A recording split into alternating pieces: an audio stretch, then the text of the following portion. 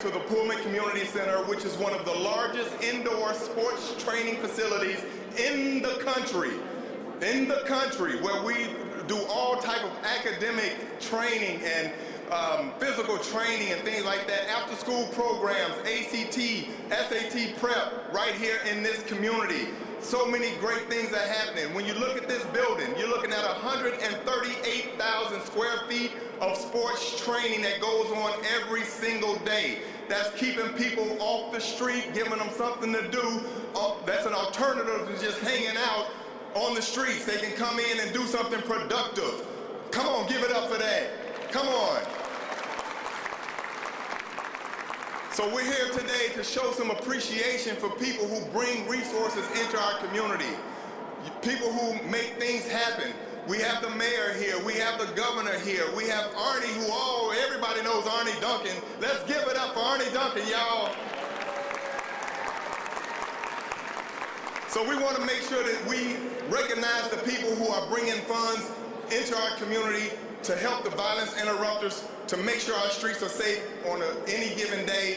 And so without further ado, I'm going to bring in Arnie Duncan, that's over Craig. Let's give it up. Thank you so much, Alderman, and this is an extraordinary facility. He's a baseball guy, I'm a basketball guy, but my son and I have had a chance to play out on the courts a little bit. And this is an amazing, amazing facility for the community. It doesn't happen without leadership and hard work. Thank you so much. Today's is honestly a chance to say thank you. And this is not a mission accomplished moment. We have a long, long, long way to go, but the progress is undeniable. And I always want to put it in context. Chicago is 6 times more violent than New York. We are 3 to 4 times more violent than LA, and it doesn't have to be that way. And I always say it's not our children's fault. It's our fault as adults, educators, community leaders, whatever we see it. We have to give our children their childhoods back on the south and west sides. And I'm going to talk about some data, but as Jalen always does every meeting in Jack, these numbers are not numbers. They're not statistics. These are people's lives. This is our mothers and fathers and sisters and brothers. This is our participants. And tragically, we lose people. Sometimes it's from our peacekeepers. And so I just want to thank all of you for the sacrifices you're making to bring peace to your communities and your blocks, for the leadership you're providing and leading by example, walking the walk. And I always say those closest to the problem always have the best solutions. And all of you who have been impacted by violence know how to lead us to a safer city. And we have to walk with you and listen to you and empower you, and together we will get there. But just to know how far we've come, we've had 3 consecutive years of violence reduction in this city. Give yourselves a round of applause. And if, and it's a big if, and I don't even like to talk about this stuff, I never want to jinx us, if we can have a 4th year, 2025, another year of violence reduction, that'll be the first time in 25 years Chicago has had 4 consecutive years of violence going down. And you all know this, violence begets violence, but peace begets peace. When you have more violence, you have more heartbreak, you have more trauma, you have more retaliation, you have more violence. We have less violence, you have less heartbreak, less retaliation, less trauma, less violence. We have had a vicious cycle taking our city down. We're trying to build a virtuous cycle and continue to make our city safer and safer so our kids can play. That's all we want. The work we do is hugely important, but it's also hugely important to study the work and to analyze the work and to be very vulnerable and to share our data. And we have good stories, we have bad stories, but it's the truth. We can never hide from the numbers. But having an outside entity, Northwestern University and Corners, look at our progress over time, be able to give the hard numbers, not the spin, not the whatever, but the truth, that is invaluable to building public confidence in all of our collective work. And I've worked with some amazing university partners when I led CPS and in DC. But honestly, I say this all the time, I've never had a better university partner who makes us better in real time than Northwestern University and Corners. So I want to bring up Andy Papachristos to walk you through some of what the data is telling us about the effect all of you guys are having increasing city in our city. Please give it up for Andy. Thank you, everybody. A professor with a microphone in the morning. I know you're all excited. For the past 7 years, our team at Corners, the Center for Neighborhood Engaged Research and Science in Northwestern, has worked alongside community violence intervention organizations across Chicago to understand, to measure, and hopefully to enhance this life-saving work. We've approached this partnership with scientific rigor, but also with a deep respect for the expertise and lived experience of the CVI workers and peacekeepers that you're bringing to the table. Today, I'm excited to share what our research reveals about the Peacekeeper programs. You have a one-pager on your chair, but this is an innovation that was born in Chicago that is now being expanded and has expanded to Cook County. So we need to talk about innovation and creation, and Chicago makes things, and this is one of the things that Chicago's made. So let me just start with the headline. There is a clear correlation between the work of peacekeepers and the declines in gun violence at hotspots and their surrounding communities. The research suggests CVI in Chicago is making important strides in our public safety. Let me just talk a little bit about the numbers. You knew I was going to talk about numbers. He told you I was going to talk about numbers. They tell a compelling story. Since 2023, peacekeepers have been deployed to 201 hotspots across 27 community areas and 8 suburban locations. These are places where violence is concentrated historically, street corners, blocks, gathering spots where tensions really can flare up very quickly. Right now, we're seeing promising declines in shootings and gun violence in these community areas, and that in itself is super, super compelling as a researcher. In the 14 original communities, we've seen a 41% reduction in shooting victimization in the last 2 years. In the broader community areas in which these hotspots occupy, we've seen a 31% overall reduction in gun violence, which suggests that cooling these hotspots makes the entire community safer. So let's give it up for the peacekeepers doing the work. Behind these statistics, and I love seeing the shirts in the room, are real people. Last 2 years, peacekeepers have conducted over 2,170 conflict mediations, successfully resolving 68% of them, which means they didn't lead to a subsequent shooting incident. These are real lives that are saved, every potential shooting that's been prevented. One metric that I'm extremely excited about is what we at Corners are calling the peace interval, which is the time between shootings. Can we extend the time between shooting incidents so that we can do all this other work?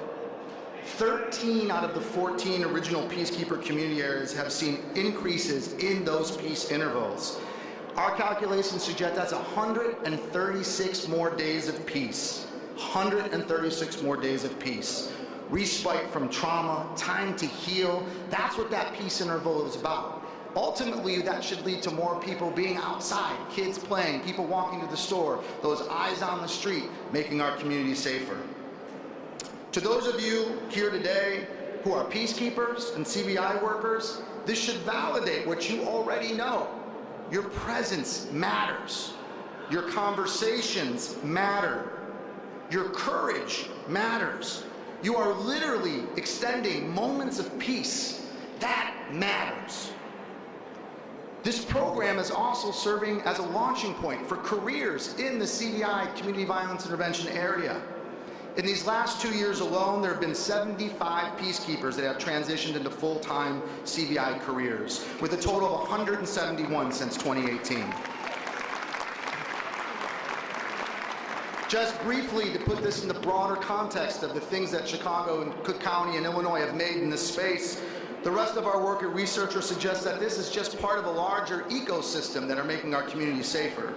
When we look at communities partnering for peace, our research has suggested that over the first 5 years of the program, they prevented at least 383 shootings and homicide. That's about 7 a month. That's amazing. Chicago CRED has shown double-digit reductions in gun carrying and gun violence among its participants. That's also amazing.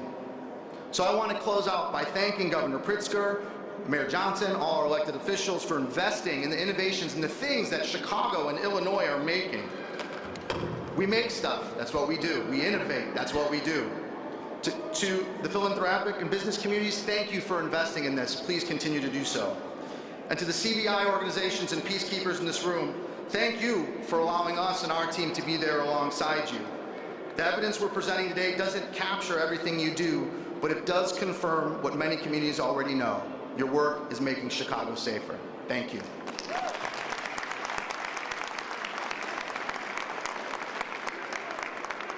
Please welcome to the mic, Jalen Arthur and the Peacekeepers!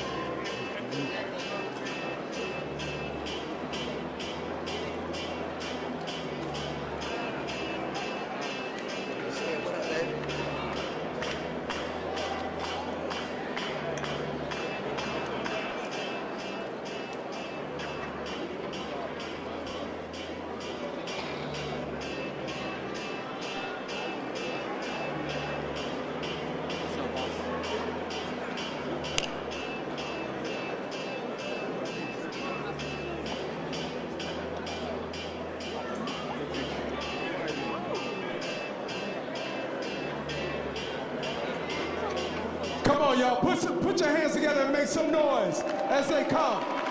Come on, come on. It's all right to stand to your feet, saving lives every day, making a difference on the streets. Come on, y'all, make some noise. Every day.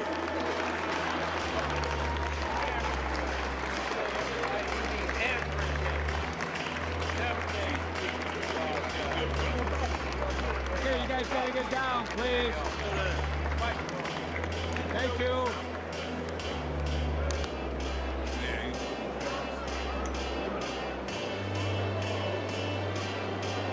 Appreciate everybody's patience.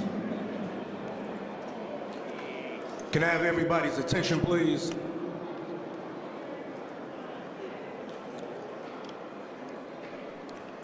So the first thing I'd like to do is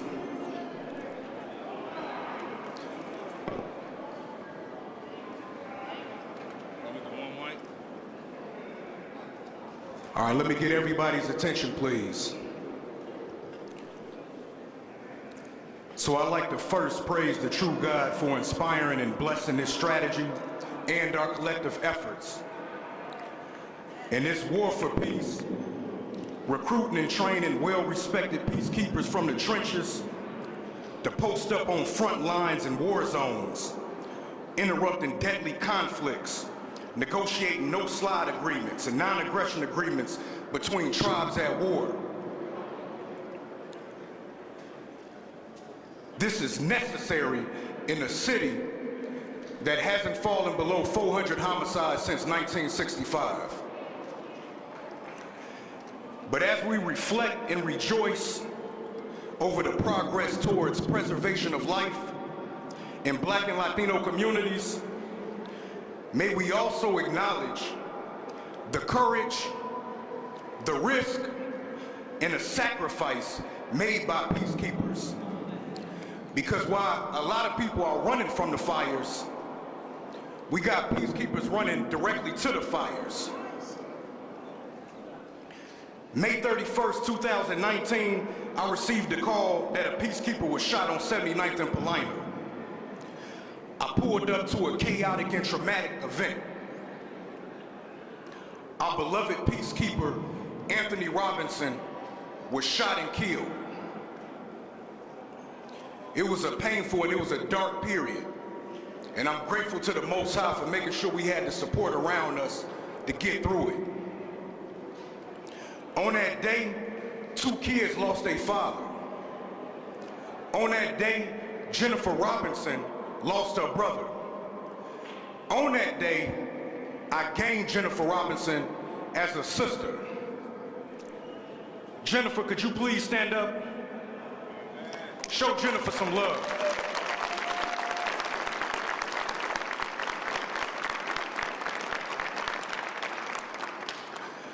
Our peacekeepers deserve to be respected, appreciated, and they deserve our ongoing support.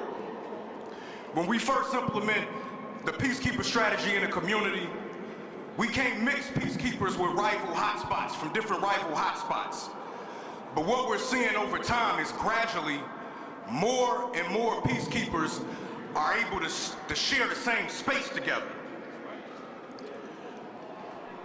We're witnessing powerful acts of mercy and forgiveness. And may you fully appreciate that conflict mediations, non-aggression agreements, no-slide agreements, they're not only contributing to longer periods of peace, but it's creating a space for rendering life-saving CVI services and a space for healing and for hope. So in closing, I want to first thank Arnie for his leadership and the CRED team.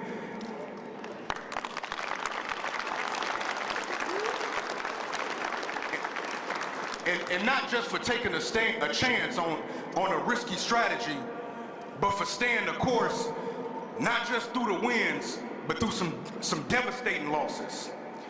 I also want to thank Governor Pritzker for his progressive and courageous leadership.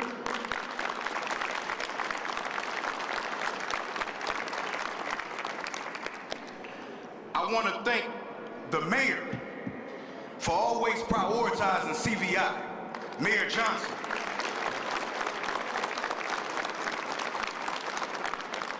I want to thank Secretary Grace Ho, Assistant Secretary Kiwana Bell, and Carrie. Them our beloved sisters right there, and we gotta support our women leadership. And the whole team at IDHS OFVP, I want to personally acknowledge Von Bryant, the MPI team, and all our beloved CP4P partners. And I want to personally acknowledge Brother Levon Stone from Activists and all the Activist implementers, all their partners from the city to the suburbs.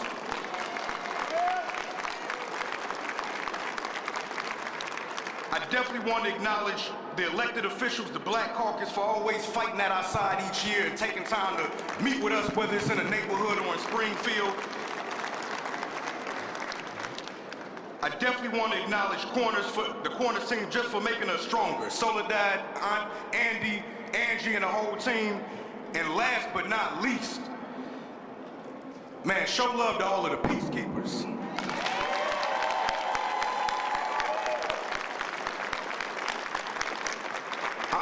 I'm gonna ask the peacekeepers to take their seat now. We're gonna bring them back up at the end for a photo with the governor and the mayor and the other supporters. Appreciate y'all.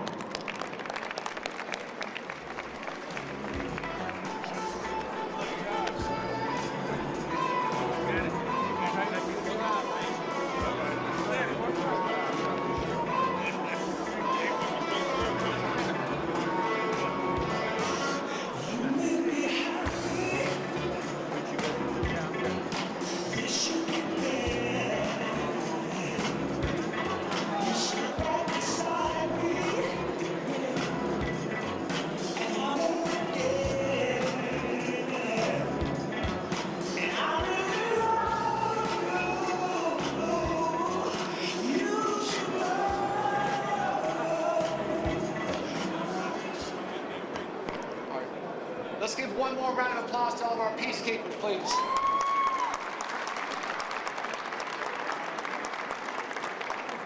This is honestly a pretty emotional day. We started this journey 7 years ago in 2018 and Jalen had a pretty crazy idea to try and put this together. And I believed enough in Jalen to invest some of our resources to start the FLIP program. In 2018, we started with $1 million of all private money. We worked in 2 neighborhoods, 24 hotspots, 126 peacekeepers. Today, this program is $34 million, almost all public money, serving 40 communities, 200 hotspots, 1,200 peacekeepers. And I say all the time that public safety is a public good. We on the private side can innovate, but if we demonstrate success, it has to be taken to scale. The only reason we're all here today is because Governor Pritzker believed in all of you.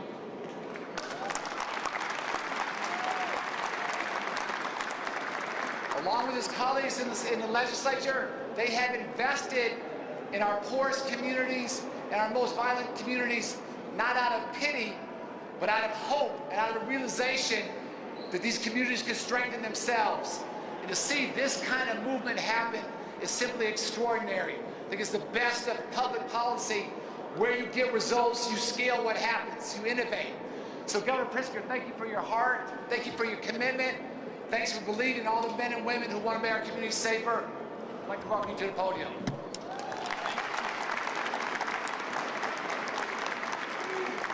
Thank you so much, Arnie, and good morning, everyone. Oh, we can do better than that. Good morning. Terrific. I am so very proud to be standing with all of you alongside community partners and the team at CRED and Arnie Duncan to celebrate our progress in reducing gun violence here in Chicago and recognize the leadership and the achievements of the Peacekeepers program. Now, I'd first like to acknowledge 3 of our community violence intervention partners: Vaughn Bryant of Metropolitan Peace Initiatives, LaVon Stone of Activists, and once again, Arnie Duncan of CRED, as well as all the CVI organizations across our city that are investing in our new vision for a safer city and a safer state of Illinois. It's always an honor to be here with my friends from the General Assembly. They really are partners in this effort. Senator L.G. Sims, Senator Robert Peters, Representative Justin Slaughter. These are unsung heroes. They really are working for you in Springfield to make sure that we're providing the support that you need to get the job done. And of course, the leaders here in the city of Chicago, the great Mayor Brandon Johnson, our aldermen who are here, Alderman Chico, and also Alderman Beal, and CPRU Director Sharonda Giles.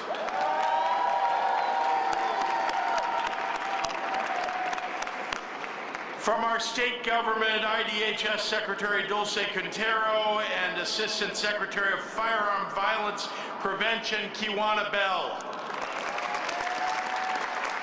Both of them have guided our efforts to find effective and lasting solutions to gun violence. Now, from day one, violence intervention and reduction has been a focus of our administration. We passed a statewide ban on assault weapons. We cracked down on unregistered ghost guns, curtailed deadly firearm modifications like switches and high-capacity magazines, and I established the Office of Firearms Violence Prevention and worked with the General Assembly to pass the Reimagined Public Safety Act to organize and support all of these efforts and reverse the damage that had been done by my predecessor's budget crisis that frankly wiped out so much of violence interruption efforts across the state of Illinois. We've rebuilt our partnership with community violence intervention groups and shaped our whole of government approach to addressing violence as a public health emergency. The Peacekeepers program was launched out of a sense of urgency and listening to your voices, the voices of community residents and leaders. And I'm very pleased to see all the positive results of the work borne out by the research conducted by Northwestern Corners and that you've heard about today. Through the Peacekeepers program, we are targeting areas with disproportionately high rates of shootings and engaging community members with unique insights into the neighborhoods that, well, where you can identify and where we can mediate conflicts. Many of the peacekeepers that are here today who are with us, I'd like to thank you. Frankly, the work that you do can't be done without you, the hard work that you do on the ground every single day. So I want to applaud all of you.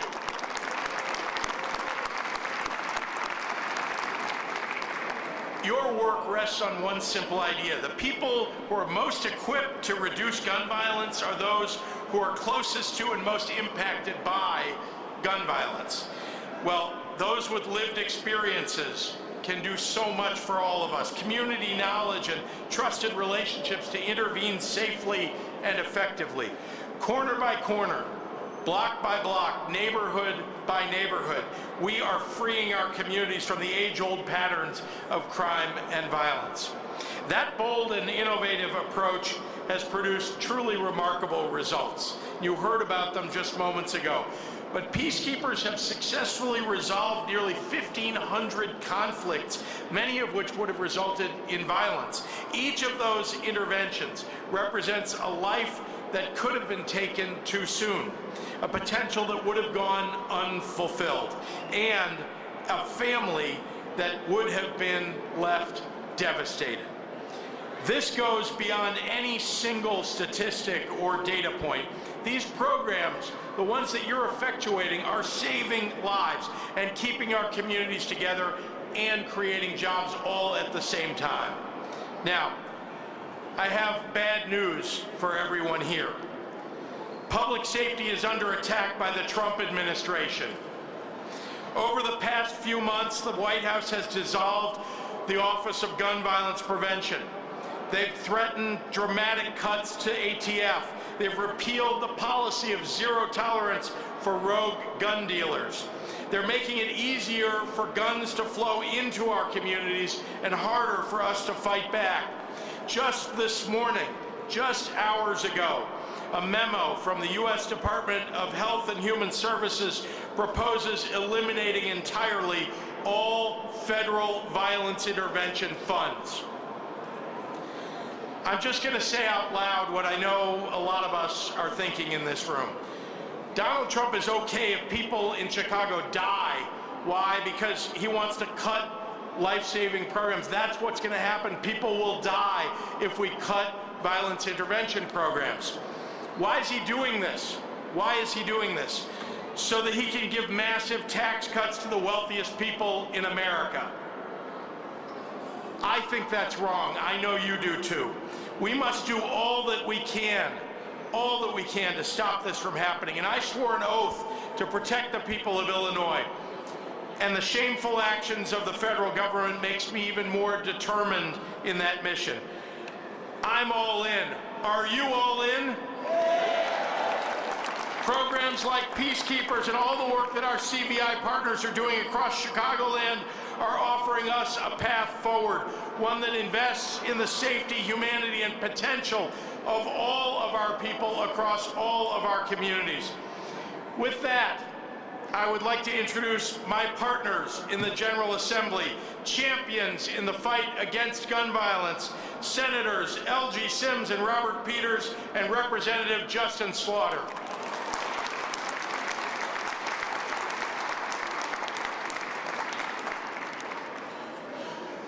Good morning. It is always a great day here in the 17th District, and it's my honor and privilege to welcome you here. I know my alderman always says that, it's a great day in the 9th Ward, but this is also the 17th District. It is, to be here, I wish you could see what I see.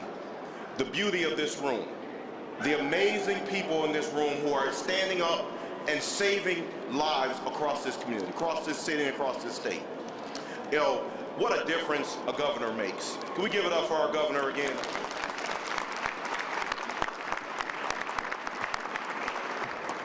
and he didn't tell you, but soon after Governor got elected and we started talking about where we were going to go with violence interruption and violence prevention, we started to talk about how we address violence prevention in the state of Illinois.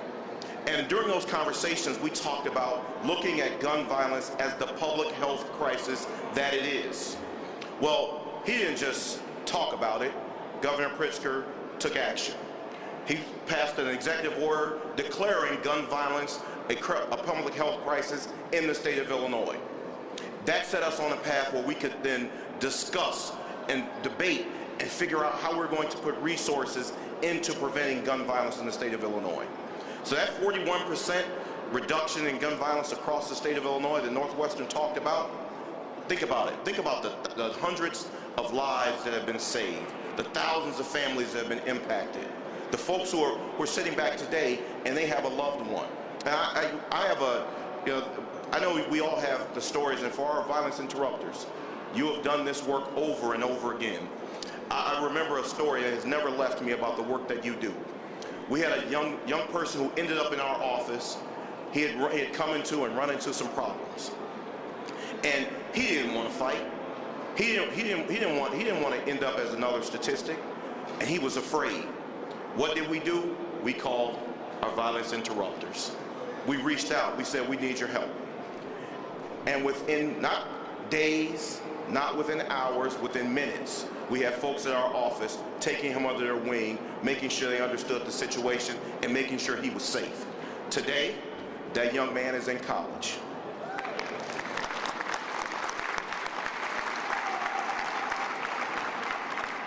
That's a life that you have turned around. That's a life that you have spared and made sure that he's there to make a difference for his community.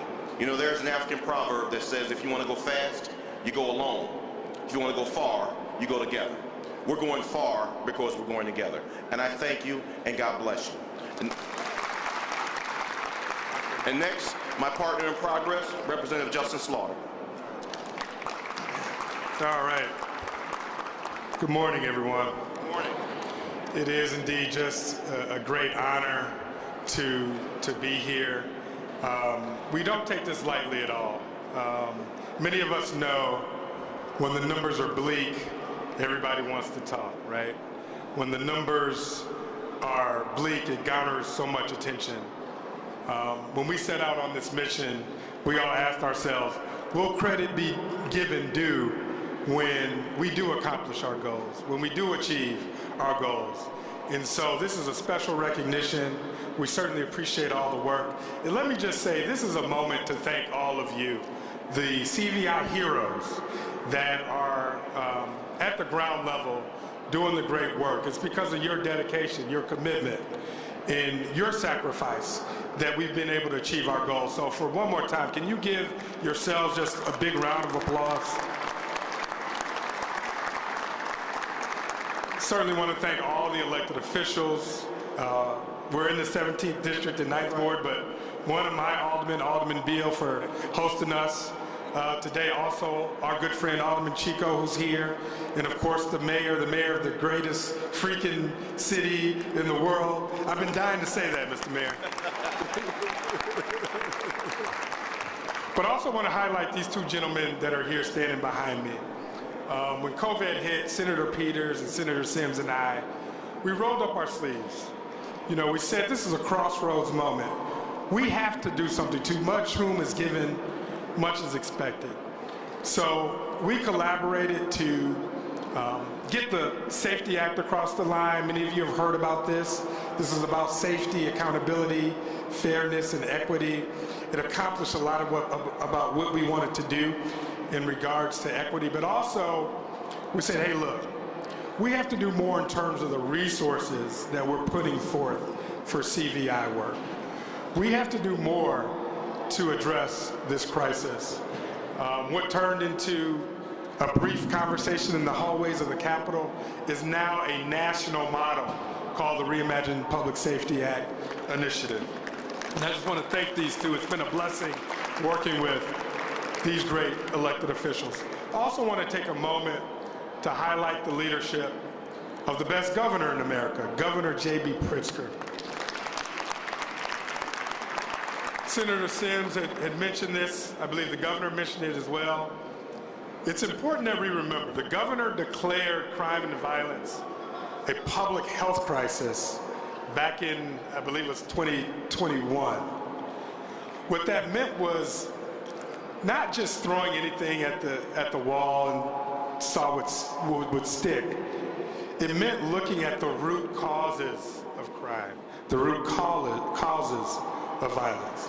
And it was through this effort that we were able to really turn the corner and launch what I consider a national model. Just to give you a little bit more about why this has worked, there's been three major pillars of our efforts. One is intergovernmental partnerships. When we knock on doors or when constituents come through our offices, they just want crime and violence to stop. They don't care if it's your alderman, your congressman, your state legislator. It was important that we join all of our forces together. You see the mayor here, you see the governor here. I also want to lift up the efforts of Cook County Board President Tony Pritzker as well. We needed to show, yes, give her a round of applause. It was important that we show a unified front. If we weren't unified, how are our community partners, the private sector, going to engage and be enthusiastic and encouraged if we weren't showing togetherness?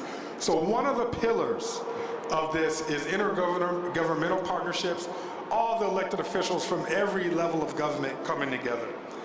The second is best practices. What works? What works? What you saw up here just moments ago was our Peacekeepers Initiative. Anybody familiar with FLIP? This is an acronym for, let me not get it wrong, Flatlining Violence Inspires Peace. National model work. We want to be fiscally responsible. If we're putting resources towards this, what is going to be a best practice for others to follow? FLIP has just been an amazing initiative, and we really want to lift up the leadership of Arnie Duncan and CRED as it relates to rolling out FLIP. The third big pillar is just innovative ideas and innovative partnerships. What we did with Medicaid reform, right? Now Medicaid can be used for CVI work. What we've done with our corporate sector with our SC2 initiative, we're now engaging and partnering with the private sector on job training, job opportunities. This is a game changer as it relates to addressing CVI and violence reduction. These are our three big pillars when you talk about the Reimagined Public Safety Act. The governor just talked about it. Our work isn't done. We still have a long way to go. The White House is not going to do us any favors. Pressure is about to be turned up economically, socially, economically. We must continue to stay together, stay unified as we push forward. With that said, I'm excited to continue to collaborate and push forward here. You can't do this without partners. I want to bring up my brother from the South Side, a leader in this space, State Senator Peters. I almost forgot your name. Good morning. Good morning. I just want to say, this is such a beautiful room. This is my Chicago. When Donald Trump and Elon Musk attacked our city and our state, they're attacking each and every one of us. And it ticks me off, because when I see this room, I see how beautiful our city and state is.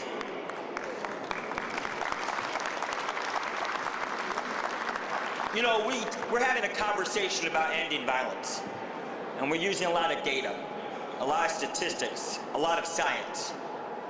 We know what ends violence. It's actually kind of simple. You give someone a good job, you give someone good health care, you give someone housing, you make it so they can go from point A to point B easily, you give them good schools, you give them food in their belly, you give them love. That is public safety. That is what we're fighting for. That is what we're doing. And you heard from the governor. What they're doing in D.C. is a public safety threat. They're attacking our health care. They're attacking our jobs. They're attacking our housing. They're attacking each and every one of us. And then you know what they're going to do? They're going to turn around and blame us. We need each other in this moment.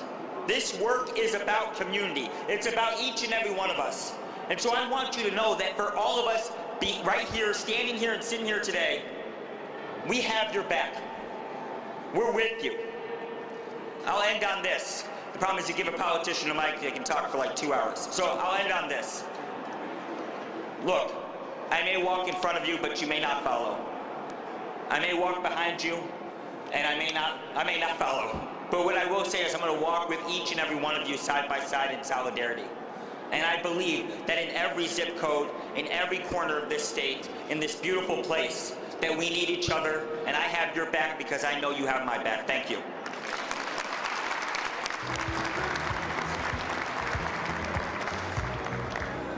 Thanks to all of our state leaders, and we literally would not be here without their support. This work does nothing if it doesn't humble you. None of us can do this work by ourselves. We have to work with huge urgency, but also huge humility. You've heard repeatedly the federal government's not going to be a player here. If anything, they're going to hurt us. But having the state, having the city have our back gives us a chance to do what we need to do. It's up to us to do the work. I quickly want to thank CPD. Deputy Director Waller, please stand. Round of applause for him. Glenn Brooks is standing in the back here. Glenn. Historically, I understand that there's been tremendous distrust between the police and between this kind of work. But they have a role to play, and we have a role to play, and we need each other. And thanks to your leadership, starting to build those bridges of trust has been hugely important. It's now my honor to introduce our mayor, Mayor Johnson. And this is not, give him a round of applause, it's good. This is not some intellectual issue for him. This is very visceral. From where he lives to where his children go to school, he's lived and faced these communities that unfortunately have led our city in violence. And he's absolutely personally committed to getting us to a better place. And I want to commend him. Not too long ago, he set a goal of reducing homicides below 500. And it takes courage for a political leader to set goals, because we may not make it, but we have to have something we're aiming for. And James said it earlier, I was born in 1964. Since 1965, we have not been below 400 homicides in the city my entire life. That's crazy. So we have to go from 900 down to 600. We have to get below 500, 400, 300. We got to get down to 150 to just be normal. To just be normal compared to New York and LA. But without a goal, without a vision, it's hard to get there. So Mayor Johnson, thank you for your leadership. Thank you for your courage. Please give him a round of applause. Thank you, Arnie, for that introduction, and good morning to all of you. I'm truly honored to be here today with our governor, to all of our state officials, to the two colleagues that I get to work with on a regular basis, Alderman Chico of the 10th Ward, and to the mighty 9th Ward, Alderman Anthony Beal. Thank you all for your commitment to bringing forth a better, stronger, and a much safer Chicago. You know, this is Holy Week. This is an opportunity for us to reflect on the true righteous standard. And peacekeepers and violence interrupters, you are truly the balm at a time in which our city and our nation needs healing. So thank you for bringing healing to the greatest freaking city in the world, the city of Chicago. We are here to celebrate you today, the Peacekeepers program, because the work that you all are doing is effective and it's working. From the beginning of my administration, I've made it a top priority to reduce violence and crime in our city, to make it a safer place for everyone. I'm proud to say in the city of Chicago, crime is down. In fact, as I stand before you today, we have seen over a 23% decrease in homicides this year alone. In the month of April, homicides are down 67%. That does not happen without the partnership with violence interrupters, community members, as well as our police department. And while this is encouraging news, we know that any shooting or any death is one too many, as we still have a lot of work to be done. The Peacekeepers program has proven to be an effective tool for reducing violence. And it shows what can happen when we actually listen to one another and work with the community.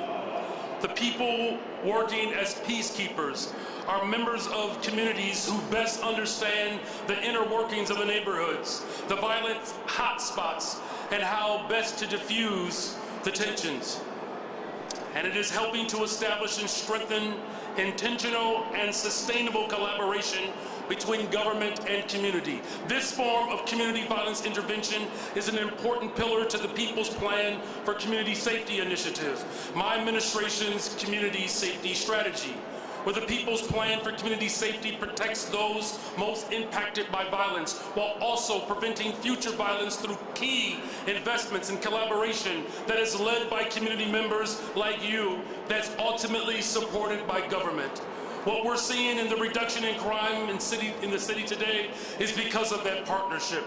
And I know we will continue to see violence decline as we continue to listen to one another to make sure that the communities who are in need of investment, that we provide those investments. In fact, I'm very proud to shout out Good Kids, Mad City, an up-and-coming youth-led organization in which the city of Chicago will hire 100 peacekeepers for the next generation of violence intervention support workers. So once again, I'm proud. I'm proud of the work that is being done by each and every one of you. I'm proud to offer my sincere, deepest appreciation for all of the work that you all are doing. The city of Chicago is grateful for the lives that you have saved. The state of Illinois is grateful for the lives that you have transformed. And Cook County is also grateful for the collaboration that we are doing to improve the quality of life of our residents. And in closing, I challenge all of us who are listening today. I want us to lean more into the strategies and the partnerships that are working. Let's keep supporting victims of crime. Let's keep supporting our young people. That is my highest priority. In fact, we have 29,000 positions for young people to work this summer to ensure that our young people can find their purpose. We will continue to build more affordable homes. We will continue to support mental health services. We've reopened 3 mental health clinics. We've expanded our care program so that when there are mental health crises, a paid professional who is trained to respond to that crisis can show up so that our police officers can show up for other violent areas. It's going to take all of us, you all, to continue to build an inclusive economy. And I just want to thank y'all for making a West Sider feel real good today. I just want to point out there's a lot of South Side energy up here. But aren't you glad the West Side, South Side, Southeast Side, Southwest Side, the North Side coming together to build a better, stronger, safer Chicago? God bless you all. Thank you.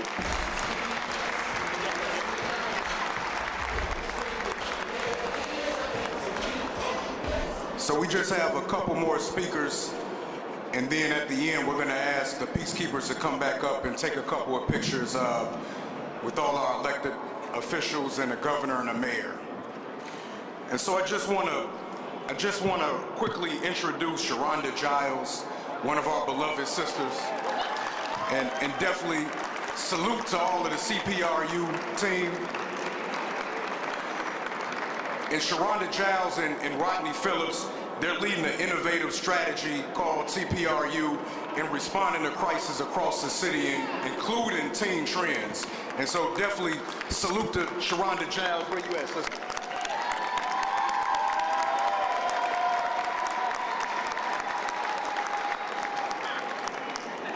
I'm short, sorry. Good afternoon. So, I'm Sharonda Giles. I have the privilege of being the director of the Crisis Prevention and Response Unit. Hello, team. I'm so excited to be given this opportunity.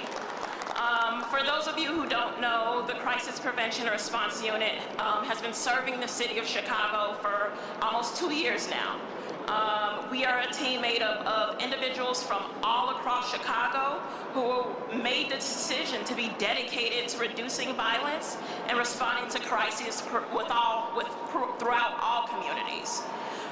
We build upon the flip and peacekeeper model, but CPRU broadens that because they believe that regardless of neighborhood boundaries, that violence needs to be reduced. It's unique in the belief that we respond to mass shootings, civil unrest, and as you all know, the teen takeovers. During these moments, we are affectionately recognized as the orange people. But it also shows that we're visible.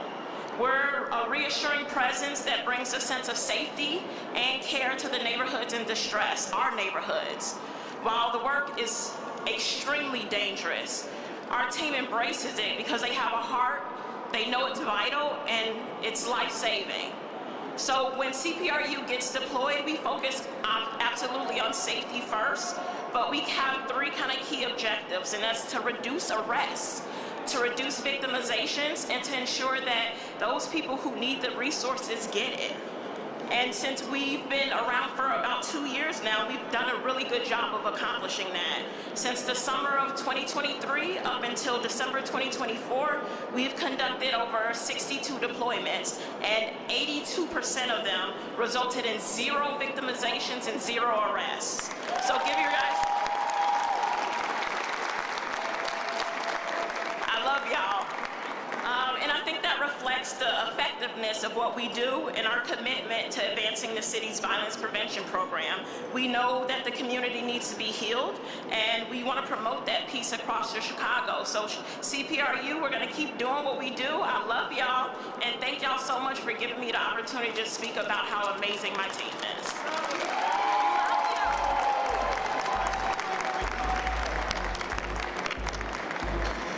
All right, and a quick shout out again, Director Glenn Brooks and Waller, just really been supportive of FLIP, CPRU.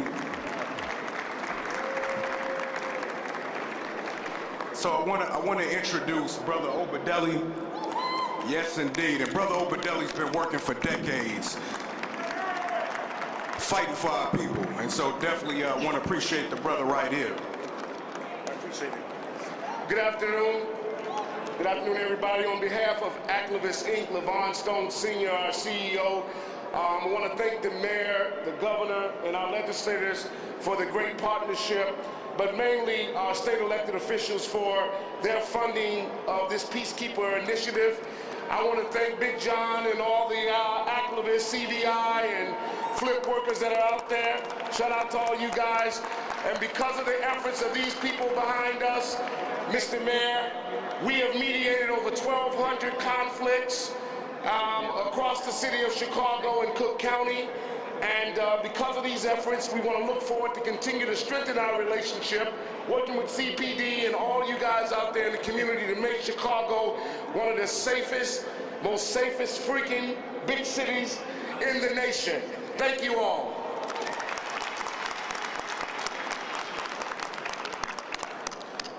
Yes, indeed. So I want to invite our last speaker, my beloved sister Jackie Gamble, straight from 119th. Come on, sister. She's been with us for about 2.5 years. Powerful story. Please give her your undivided. Thank you.